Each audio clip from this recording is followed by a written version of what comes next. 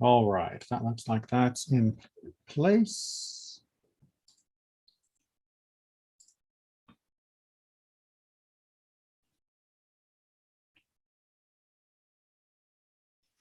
I'll give it just another minute to allow people to log in.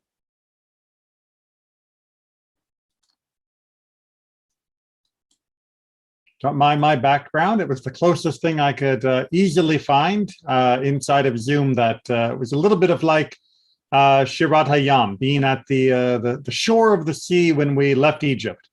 I don't think it looked quite that beachy, but I went with what I could quickly find inside Zoom. Honestly, I'm not trying to, rub people's faces in the fact that I live in Florida during the winter. That wasn't the intention. It's a perk, but it wasn't the intention. All right, we've got some people logging in both YouTube and on Zoom. So let's go ahead and get started. So we are going to move from the very hands-on and nitty-gritty of kashrut to something that may feel a bit more emotional, spiritual, cerebral, which is tefillot and brachot, the prayers and blessings that we use in Judaism. Now, as we're going to see, this is meant to be more than just a mental exercise, or even just what you might think of in the New Age section of the Barnes & Noble as being a spiritual exercise. Both tefillot and brachot, prayers and blessings, are meant to be a whole body experience. But we're going to break them down into the pieces, help you understand why we pray and do blessings the way we do, and hopefully give you the tools to get more out of the services that we have and the different prayers and blessings that we recite. So first of all, it's important to understand that in Judaism, prayer is a very interesting phenomenon. It's not something that is mentioned as an overt and explicit statement within the Torah, and yet it is something that we see major figures throughout the Torah and the rest of Tanakh, the rest of the Bible, engaging in constantly. So the question is, what are we trying to accomplish with this? Now, first of all, it seems obvious that prayer is something that we have that helps us have a connection with God. Now, that then has to immediately remind us of other things that we have that give us a connection with God. Most importantly, sacrifices. Now, you may be thinking to yourself, but Rabbi Neely, I thought we were getting away from the hands-on blood and guts of killing animals when we were discussing keeping kosher. Why are you dragging me back in there by making me think about sacrifices? Well, partly because sacrifices were very important. Partly also because sacrifices are not just about the blood and guts of the offering. The sacrifices were a vehicle for connection. They were not purely a mechanical function, and people that get caught up on the blood and guts often mistake the emphasis on the sacrifices in the Torah for an emphasis on the mechanics or the blood. But as we'll see, that was not the case, nor is that the case with prayer. Prayer, too, can make many people feel as a mechanical exercise, but that is not where we should be looking. So let's look at a few of the texts that we have to help us understand this connection between prayer and the sacrifices as a bit of a foundation for seeing it as a vehicle for connecting with God. And we're going to begin with Pirkei Avot on the left-hand side here. The world stands on three things: on Torah, on Avodah, and acts of loving kindness. Now, Torah, hopefully you understand, that means the Torah, its study and fulfillment. Acts of loving kindness, again, should not need much explanation, that the world needs us to behave with goodness and kindness. But this word avodah is a little bit, hard to translate. The word literally means work or service. But like in English, that word can have many different connotations. And it can mean specifically the service that took place at the temple, or it could mean an avodah, a service of God, that is not only found at the temple. As we see in the Talmud from Ta'anit 2a, just below. Whoops, that was not supposed to change. Come on. It is a positive commandment to pray each day, as it is stated, and you shall serve the Lord your God. And again, here we are seeing that same word serve that comes up in our Pirkei Avot quote. They taught that avodah, service, means prayer. How do we know this? As it is stated, and you shall serve him, la'avdo, the conjugation of serving, with all your hearts, from Deuteronomy 11. The sages asked, what is the service of the heart? If we are serving God with all of our heart, what does that mean? How do I serve God with my heart? This is prayer. That is the form of service that the heart takes. Very important to always remember whenever reading biblical or rabbinic literature that the term heart does not mean the big Valentine's Day heart, all emotional and romance section of your library. Heart in biblical and rabbinic idiom means the whole person's internal self, meaning both emotional as well as logical and every other aspect of who we are within ourself. It's our non-physical being. It is more of our complete and total personality with all of those layers and different aspects. So when you hear the word heart anywhere in the Torah or rabbinic teachings, don't think only about romance comedies or things like that. It is very much the whole person. Now, you may still be wondering that perhaps this is a rabbinic quick change, the sleight of hand that the rabbis are replacing the service of the altar with the service of the heart. Presto changeo, we move on. But we can look back even into the book of Psalms, which were written when the altar was up and running and the sacrifices were moving at a regular speed, and see that God, through the book of Psalms, is telling us to be very careful how we understand them. From Psalm 51, O Lord, open my lips, and my mouth shall declare your praise. This is something that we continue to say as the introduction to our prayer. For you do not delight in sacrifice, sorry for the typo, else would I give it. You take no pleasure in burnt offering.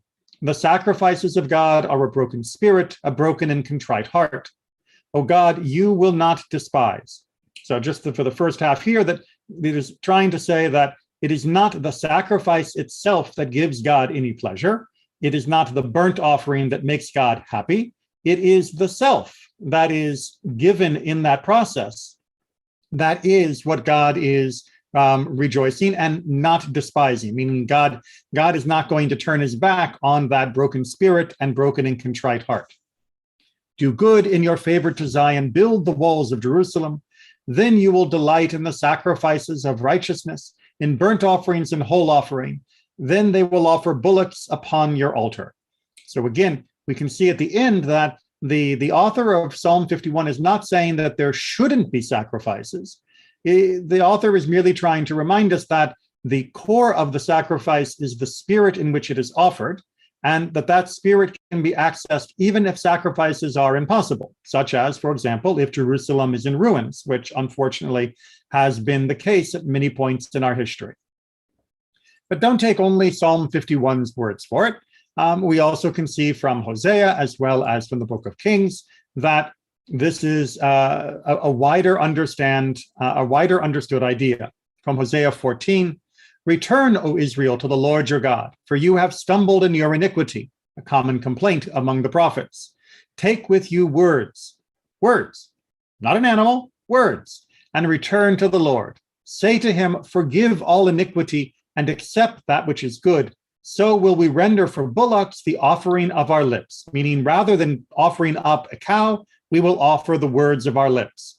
Hosea is reminding us that God is looking for the spirit to be moved, not merely the animal. The animal was always a vehicle that could and should create that emotion, which is why the sacrifices were so important and such a powerful spiritual guide. But they are not the only thing that can move that spirit. And by themselves, lacking in that spirit, they would be meaningless if not an affront.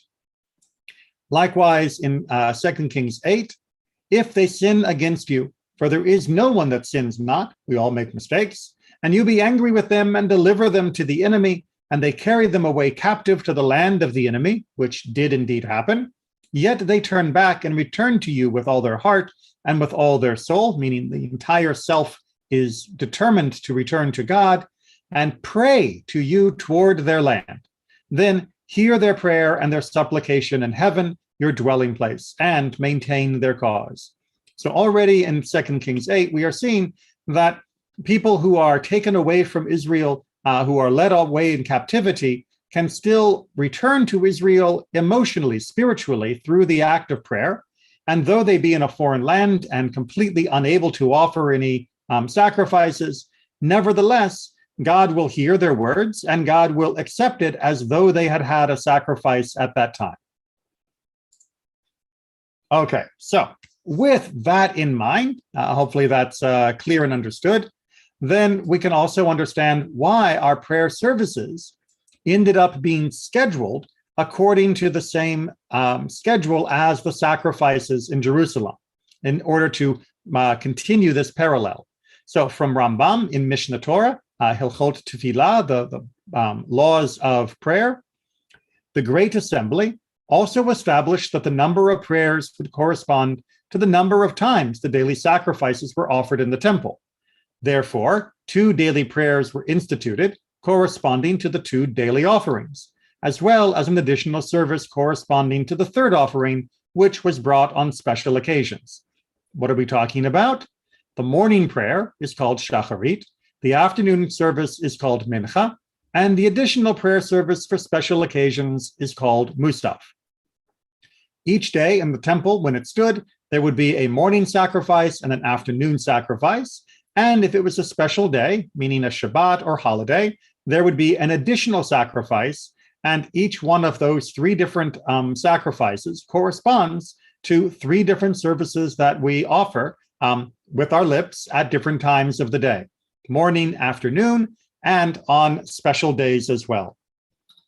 Rambam continues, the Great Assembly also established that there would be 1 prayer service in the evening, what we call Ma'ariv or Aravit, since parts of the afternoon service would be consumed on the altar throughout the night. So this is a way of sort of recognizing the finishing of the afternoon service, of the afternoon sacrifices. And so we have on an average day 3 services. We have the service of night, the service of morning, the service of the afternoon. That is to say, Mariv or Aravit, both names are fine, Shacharit, and Mincha. And then if it happens to also be a Shabbat or a holiday, we have a Musaf service.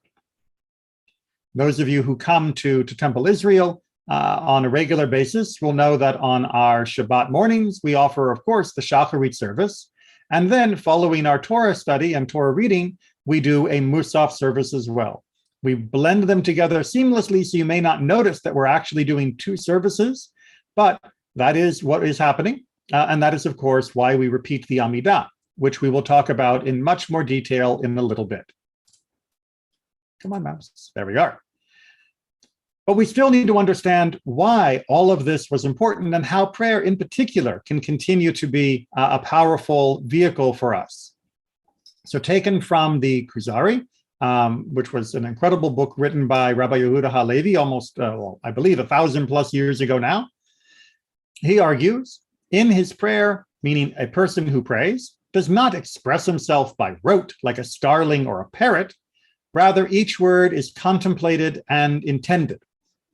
So he's trying to remind us that we don't offer up our prayers as though we were just reciting a memorized phrase, the way a bird might mimic, literally parrot, the words that it has learned. But instead, the words should be intended. They are our words at that moment, and we should be thinking about what we're saying, not merely going through the mechanical action of speech. A person's prayer provides nourishment for his soul, just as food provides nourishment for his body. The influence of each prayer remains with the person until the subsequent prayer, just like the daytime meal sustains him until he eats the evening meal. So he draws a beautiful parallel between how we schedule our different meals during the day and says, just as the food from one meal will sustain us until the next, so too the spiritual food from one prayer service will sustain us spiritually until the next prayer service. By extension, you can see that he is arguing that one who stops praying, stops allowing themselves to engage in this process of tefillot with contemplation and intention, remember this is not meant to be mechanical, that if you cut yourself off from this, that in a sense you are starving your soul. You're cutting yourself off from this incredible possibility. Also, Rabbi Lord Jacobitz, who is of 20th century Judaism, argues, like sacrifices, prayer is intended to change man, not God. This is something we'll go into much more detail on a few more slides. But as he's pointing out here, that we are not praying to make God different. We are praying so that we will be different. Its purpose is to cultivate a contrite heart, to promote feelings of humility and inadequacy in man, whilst encouraging reliance on divine assistance. Through prayer, the worshiper becomes chastened, gains moral strength, and intensifies the quest of spirituality, thereby turning into a person worthy of response to his pleas. So the same way that when you are in the gym and you are lifting weights, you're not lifting weights because you want to move the weights to another place. You are lifting the weights because it changes your body. It builds up your strength, making it so that you are a stronger person. Well, if we move that metaphor a little bit clumsily over into spirituality, when we pray, we're not praying purely because of the hope that God will answer our prayer and give us precisely what we want because we have somehow said the magic words. We are praying because in the act of prayer itself, when done with intention and with focus, we are focusing inward on reshaping ourselves to be a person that is simply a better and stronger spiritual person. We are recognizing our errors, we are recognizing our limitations, we are recognizing our need for God, and in the process of doing so, we become aware, first, of all the blessings that God has already given us, and second, we are more likely to notice the blessings that are still coming to us. The arrogant person, the person who believes they need nothing outside of themselves, does not notice this, and as such remains blind to the blessings that are around us. Before we dive into the Siddur, which is the prayer book, the order of our prayers that are written down, I just want to pause and see if there are any questions so far.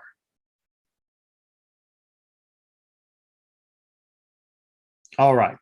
Now, you might be asking yourself, why do we need a prayer book, right? If prayer is my feelings, not rote, not parroted, my own expressions of everything that I want to pour out before God, why do I need a written version? Well, let's start off with a couple of our texts answering this question. Right? First of all, what do we actually see needs to be done? Well, in the morning, one says 2 blessings before the Shema and 1 afterwards. And at night, 2 before and 2 afterwards. 1 long and 1 short. Wherever they said to prolong, one may not shorten. To shorten, one may not prolong. To seal, one must seal. Not to seal, one must not seal.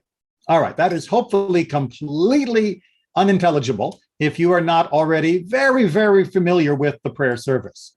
What this section of the Mishnah that I bring here is trying to show us is that what the rabbis were explaining for the order of the prayer, the Siddur of the prayer, was to give us a framework in which our words would find shape, that we would not be left merely to our own spontaneous outpouring, but we would instead take our spontaneous feelings and intention and put them within a structure that would ensure a much fuller expression.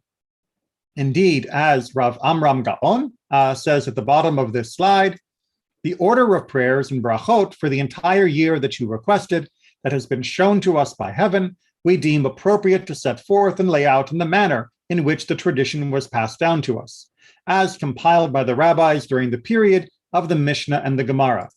We have an order laid out that was compiled by people of great insight that enables us to express ourselves better. That this structure that we have been given is meant to give us the foundation upon which to reflect and express ourselves. were we to have no guide whatsoever, just pray whatever you feel like, then we would be unable to escape the gravity of our own ego and the myopic view of our own life. We need a text that will break us out of that. However, having created a text, having created a structure, there is a very real risk that it becomes a straitjacket, that it becomes a limitation, a shackle, rather than a ladder. And indeed, this is discussed in our tradition. Are we allowed to make changes? Are we allowed to be more spontaneous? And we'll begin first on the left-hand side with the Rishalmi. It is taught, Rabbi Yossi says, anyone who changes from the prescribed formula instituted by the sages for blessings has not fulfilled his obligation. Meaning, if you do it in a different way, you've broken the rules. And it doesn't count as anything. It'd be like saying, if you hand in your assignment to the teacher and you forget to put the date on it, then you get 0 points. Okay, that opinion is an opinion. And as everything else in the Talmud, you'll hopefully learn there are multiple opinions. This is a minority opinion and one which ultimately loses. As Rabbi Meir responds, even if one said, blessed is the one who created this thing, it is so beautiful, he has fulfilled his obligation. Even though that is not the official formula, which we will discuss tonight, even though that is not part of the established framework that was given to us by our tradition, it does contain the ultimate essence, the inyan of what was being intended. And so Rabbi Meir is saying that is enough. Indeed, the other rabbis chime in. Rabbi Yaakov ben Archa, in the name of Shmuel, the law follows Rabbi Meir. How do we know this? Well, we can even get a further incident that supports it. An incident involving Rav supports this ruling. A certain Persian came to Rav and said, what about me, right? I'm Persian. I do not know how to make a proper blessing. So when I eat bread, I say, blessed is the one who created this bread. That's all I say. Have I fulfilled my obligation? Rav said, yes. So here is a Persian who doesn't know the official formulas and doesn't know how to pray, but his spirit is in the right place. It is pointed in the right direction towards God, and he puts it to word as best he can. Is that okay? Yes. Now, we still want to use the words that were passed down as much as possible to guide us because they contain such amazing information. But we should also recognize that there is room for creativity, flexibility, and individuality. As the Machzor Vitri goes on to say, this is from the 12th century, Rav Yaakov ben Meir rules that one may be creative with all 18 blessings, meaning the core of what we call the Amidah, more on that later, whether for words of thanks and praise or for one's needs, for petitions to God, since one is merely extrapolating on the theme of the blessing. So as long as we stay within the theme of each of the 18 blessings, then we can express that in different forms as needed and as we are moved at that time. And as Rav Yom Tov ben Avraham says, if one could not fulfill one's obligation through such changes, the sages should have recorded the text of the blessings and specified the exact number of words. You may have remembered that on the previous slide, when we looked at Brachot, chapter 1, Mishnah 4, that they did not list in excessive detail exactly the content of all of these blessings. They gave a description of length, they gave a description of whether it has an opening or not, but that was all we got. And the theme is there, but not every single word. And so he is pointing out, if the sages had wanted us and had demanded that we only pray with exactly the words we were given from them, then they would have said, this prayer is exactly like this and done. They did not. Therefore, we can add personally more of our own individual reflections and interpretations. And that goes up to and including the language that we pray in. Again, going to Rambam, all blessings may be said in any language, provided that they are said in the way the sages established them. So we still follow the framework of the sages, what we call the matbea, but We can say it in any language as long as we understand what we are saying. And that is ultimately the point of prayer. As we've already seen, prayer is meant to move us. It is not an incantation. If we do not understand what we are saying and what we are doing, then prayer will not have the desired effect on transforming us. All right, so now we can get down to the nitty-gritty, because there is the Siddur, there is an order, there are types of prayers and blessings, and we need to see how they all fit together. So prayer, when we talk about prayer in Jewish text, we are talking about expressions of praise, of thanksgiving, of petition, or some combination of those three aspects. When we use the word blessing, it is a very technical term when we use it in this context. And a blessing is a special formula. A formula meaning a set of words that has a special form that acknowledges God in the world. It is a blessing that might be about God being the Redeemer. It might be a blessing about God having commanded us to wrap ourselves in the fringes. It might be a blessing about God being the one who provides bread. But that blessing is a particular one-sentence formula that gets used. Now, before we get to the blessings, let's talk about those other types of prayer. Right? We said praise and thanksgiving. So there are many different types of praise that we might have. These are prayers that help us see God as the creator, as a helper, as a sustainer, as a redeemer, as a teacher, as all-knowing, as timeless. These statements of praise are not about making God feel good, right? We're not stroking God's ego. This isn't about sucking up to God. This is about putting our life in perspective by understanding the greatness of God in comparison. And it is putting our situation in perspective, that a God that is like this nonetheless cares about us, which is something that is a little shocking when you think about it. Certainly the high and mighty among the human beings often ignore those that are lesser than them.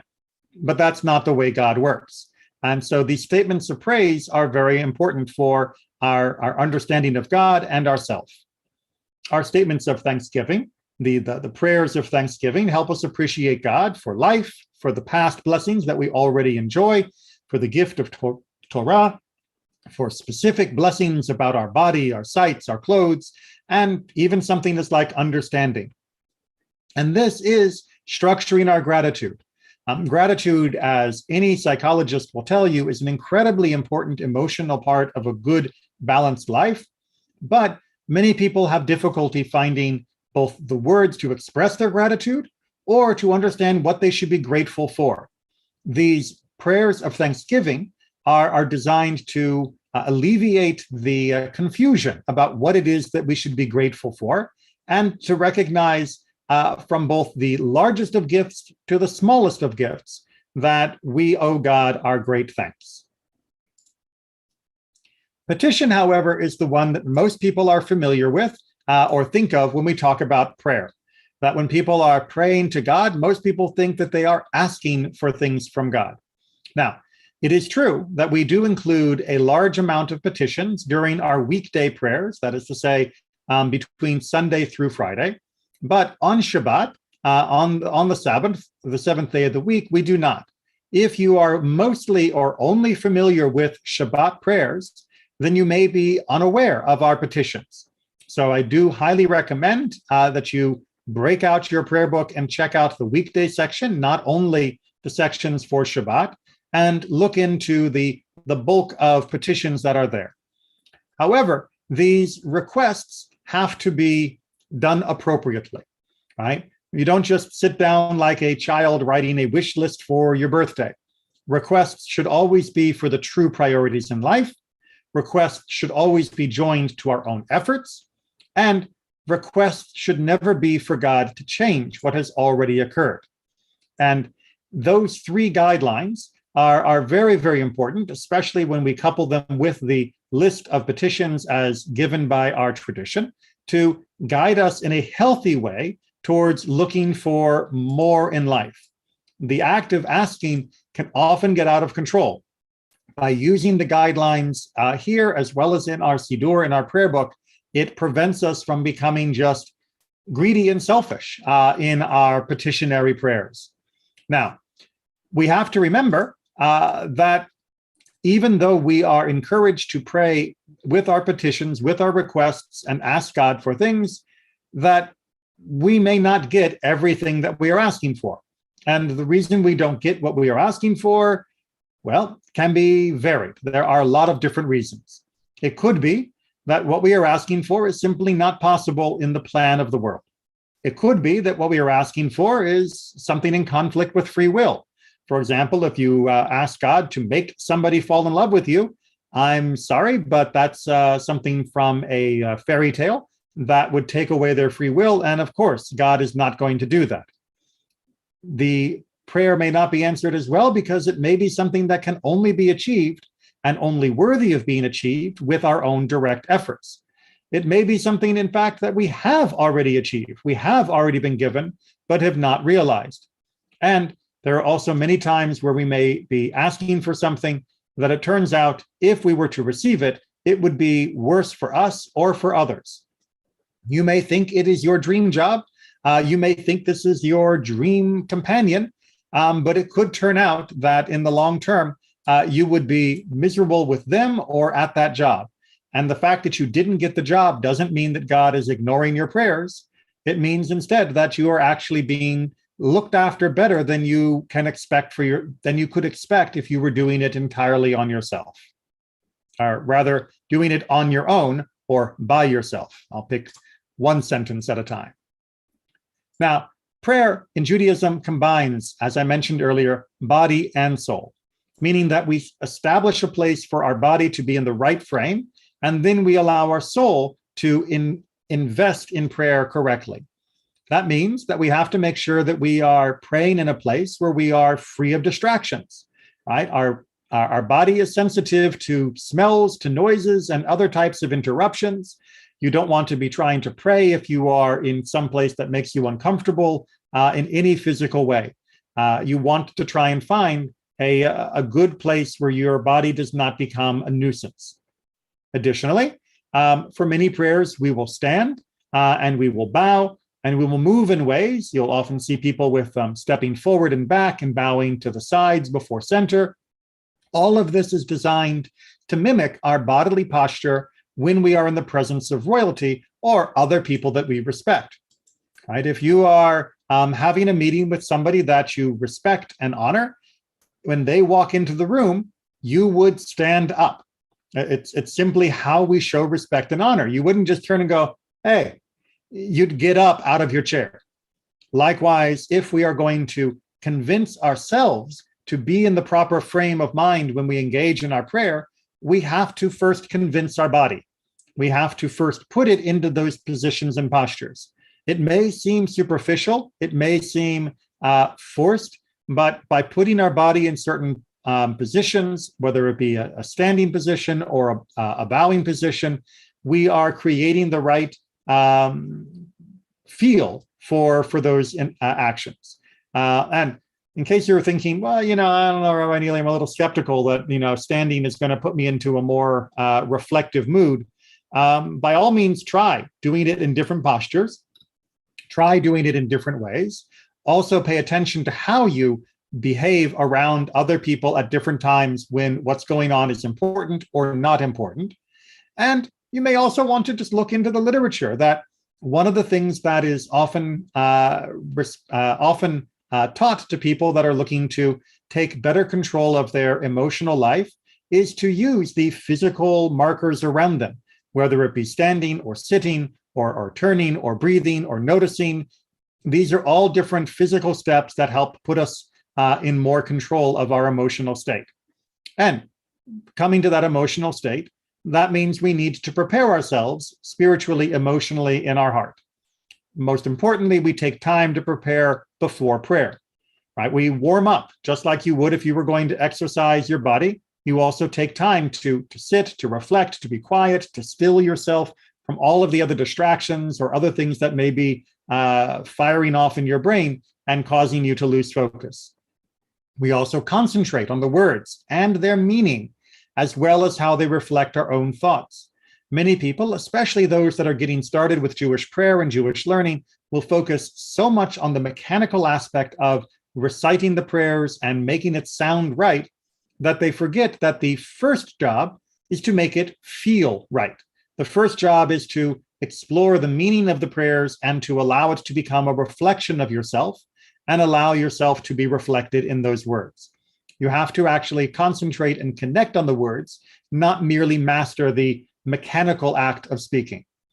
And we should pace ourselves through the service to hit the moments of greatest focus with the right spirit.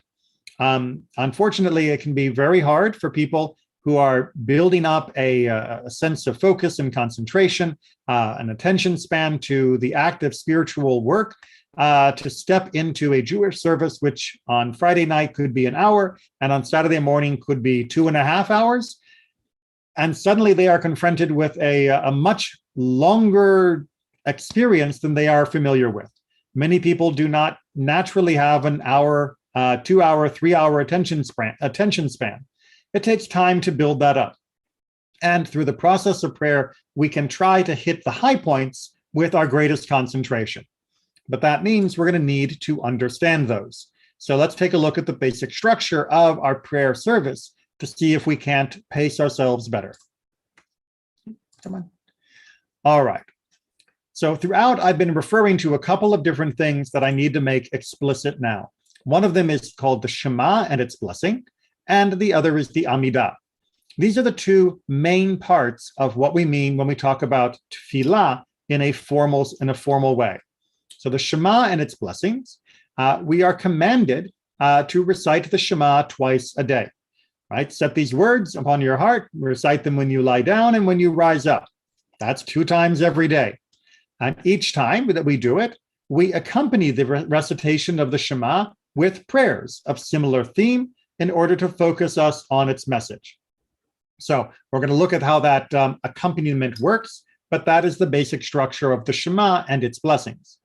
The Amidah is a set of 19 blessings, fewer on Shabbat and holidays. As I mentioned, we don't include such petitions on our Shabbat and holiday celebrations. And the Amidah is the core of our obligation to pray. This is where we do the meat, if you will, of both praise, thanksgiving, and during the week of petition. So let's take a look at Shema and its blessings first and see how it fits together. So this page is meant to be read across and down. So here you can see the Shema, the name of the blessing, that sits in the middle, and it has 2 blessings before, Yotzer Or and Ahava Rabbah, and 1 blessing after, what we call Emet V'Yatziv.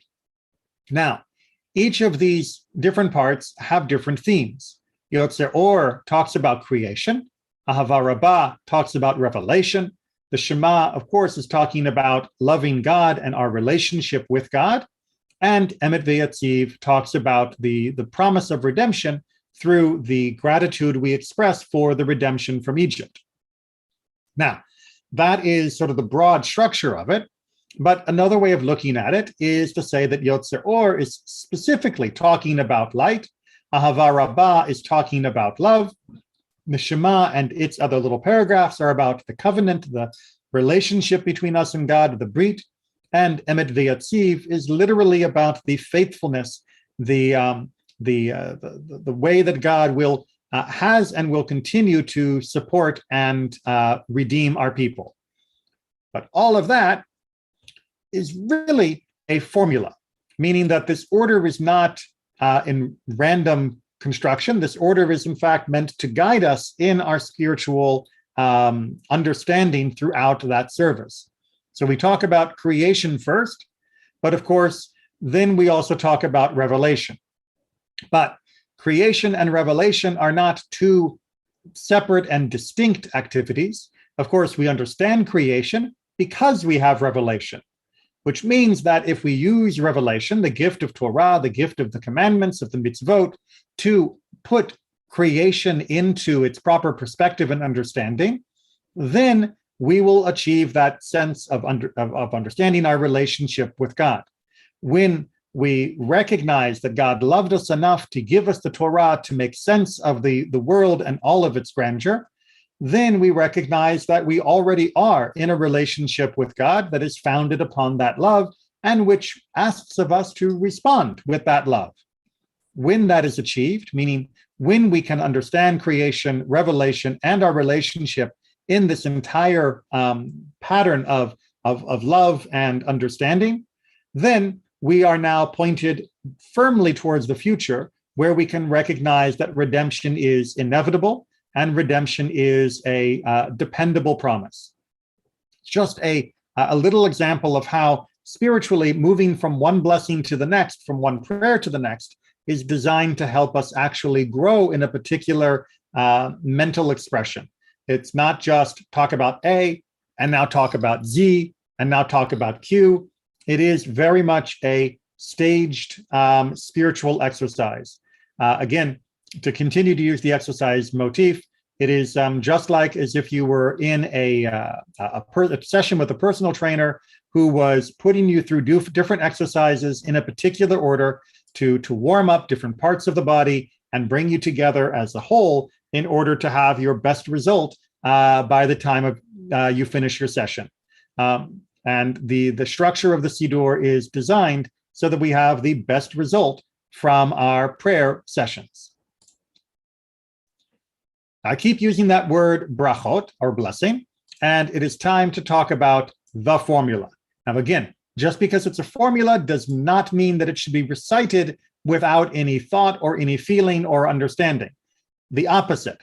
The formula should make it easier to have intention, thought, and understanding because it is repeated enough that the ideas that are inside each word should be familiar and quick to come to mind when we are saying the words.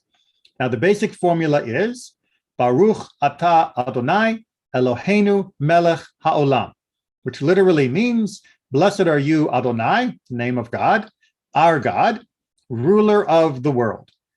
Now, we will add more to that, but that is the sixth letter or the sixth word opening formula.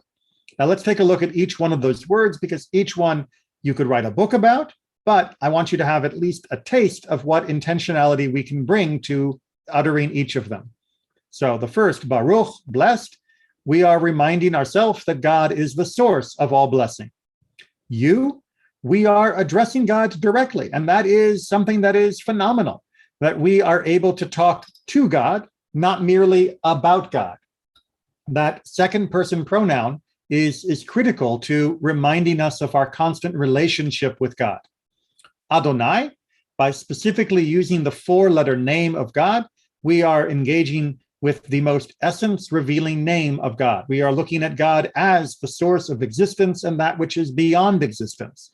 The name is not randomly chosen. It is a critical, and it is what we direct ourselves to first. Our God, Eloheinu, Adonai not only exists, of course, as we just mentioned, but God has chosen to be in a relationship, to be our God. That connection is bi-directional, meaning we are connected to God, God is connected to us. That is what creates the ourness of Eloheinu, of our God. And it is a reminder of that joint relationship as well, that it is not my God, although we do address God in that way at other times, but in this formula we do not.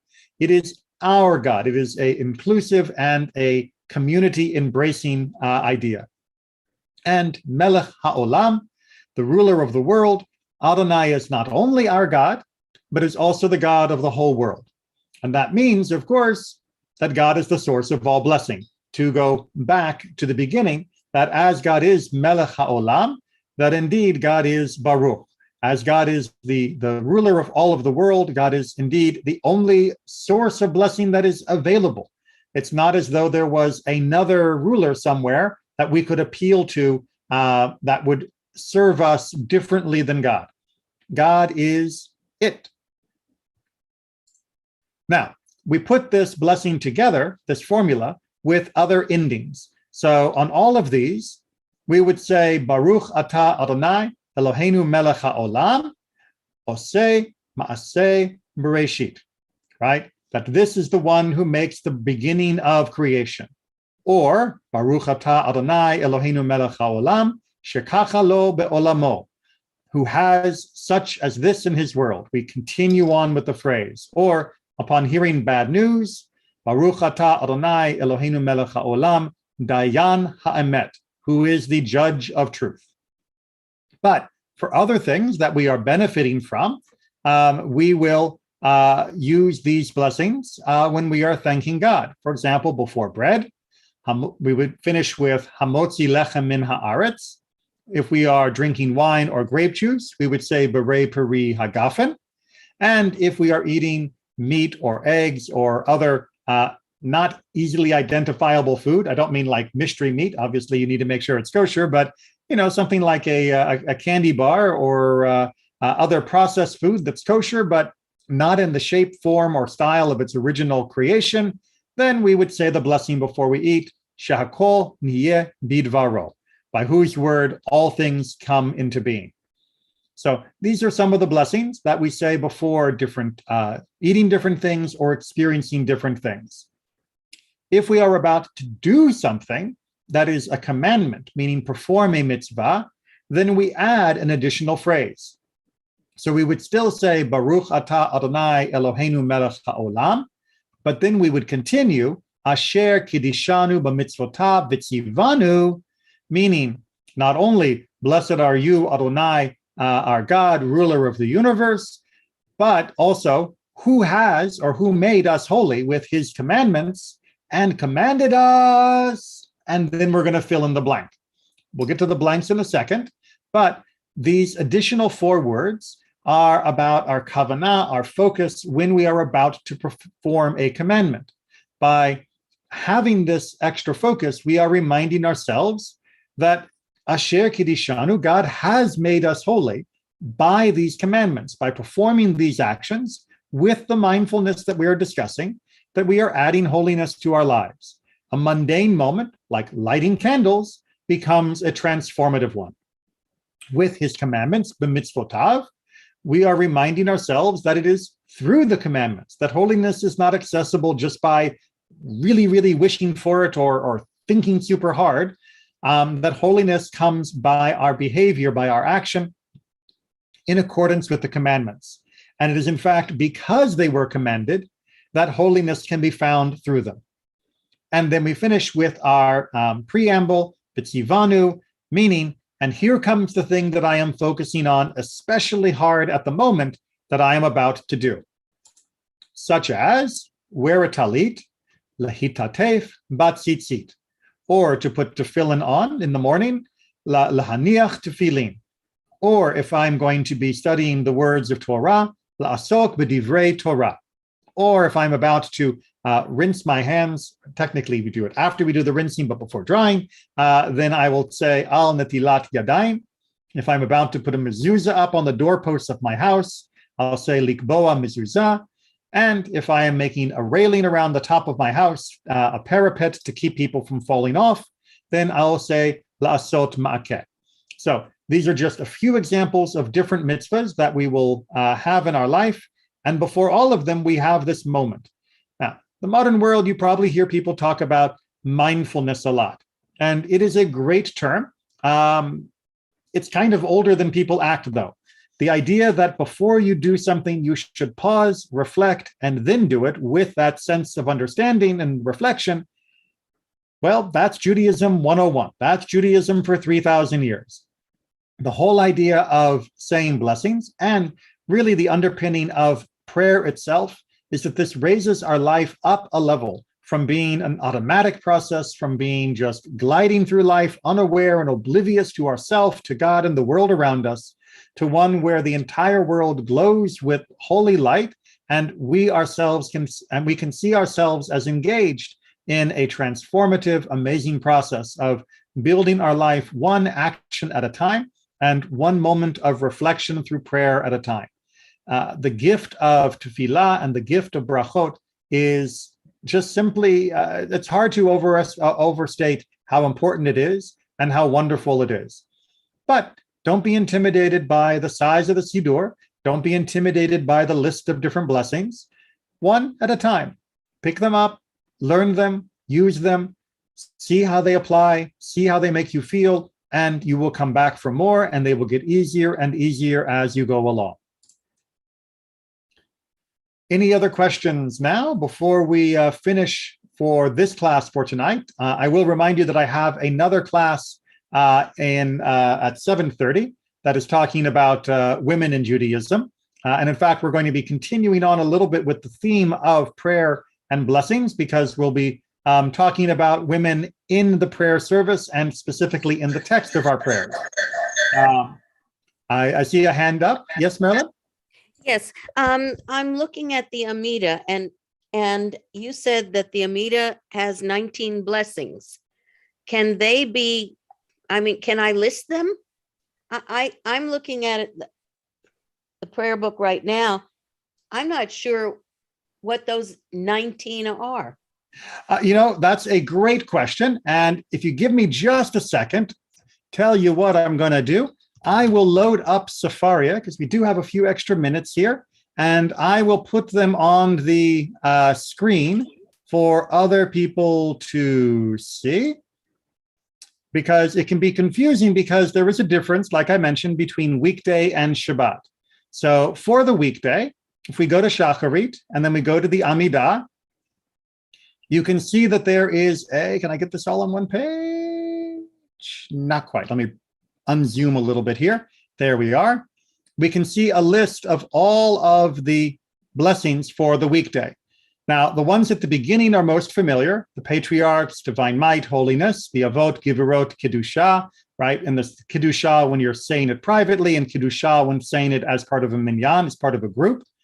And then the middle ones, from knowledge all the way down to response to prayer, these middle 13 are our petitionary prayers. Those are the ones where we are asking for things, to give us knowledge, to give us repentance, to forgive what we have done of our mistakes, to bring redemption, healing, prosperity, to gather in the exiles, to create justice, to foil the plots of enemies, to bless the righteous and let us be among them, to rebuild Jerusalem, to rebuild the kingdom of David, and to respond to our prayer. Those are the petitions that we make three times a day. And you'll notice, as I do a quick example, that each of them finishes with a Baruch Atah Adonai, Chonein Hada'at. Baruch Atah Adonai, Harotzeh B'tshuva, right? Blessed are you, Adonai, the one who gives knowledge, or grantor of perception, gracing us with knowledge. There's many different ways you could translate that. Or, blessed are you, Adonai, the one that desires our returning, our repentance, penitence. So each one will conclude with that same formula. And that will make up, it collapsed my list. And that will make up our total 19 blessings for the Amidah. But on Shabbat or holidays, it's a little different. If we go to the Amidah for Shabbat, you'll notice that it is a lot shorter, going from patriarchs through peace. And that is because after the Kedusha, after we, and the holiness of God section, again, Kedusha and holiness of God, they're dividing between the one we say when we're alone and the one we say when we're in a group. The sanctity of the day takes the place of that other 7 blessings. The other 13 blessings. And that is because on Shabbat, we look at the world as being enough, the world as being complete for today, the same way that the 7th day of creation was satisfactory. It was tov me'od. So we don't ask for more and more and more on Shabbat. On Shabbat, we relax those requests. That's something, again, that if you're not doing the prayers during the week, you miss when we get to Shabbat, that we are backing off on the requests. So that hopefully can give you a structure. And of course, please go to Sefaria and investigate all of the blessings. And like I always say, one of the great things about Sefaria, and that one is not going to be the best example. Hold on a second. Let's go back to where we were in the weekdays. See if I can make my point better there. Good. There's a bit of guidance there, but here we have, as I mentioned, our phrase of open my lips and my mouth will declare your praise. But if we go to the Avot, the beginning of our prayers, and we click on it, you will see that there are sheets that give additional information. Other people have put together teachings about these different prayers, and those are great resources. And you can go paragraph by paragraph to see what other people have already written about these things. So it's a wonderful feature about Sefaria, and hopefully something that you will all be getting good use from. Thank you. That's good. Okay. Any other questions? All right. Then I hope to see you if you are available at 7:30. I'm just going to, throw up the link for the other class because it's a different link and password. So I'm going to throw this into chat. So if you are interested in coming at 7:30 to that class, you are welcome to come. And I'll see you there. Or, of course, it will be recorded. You can always catch it on YouTube later. All right, everyone. Have a wonderful evening. Thank you, you too. Thank you.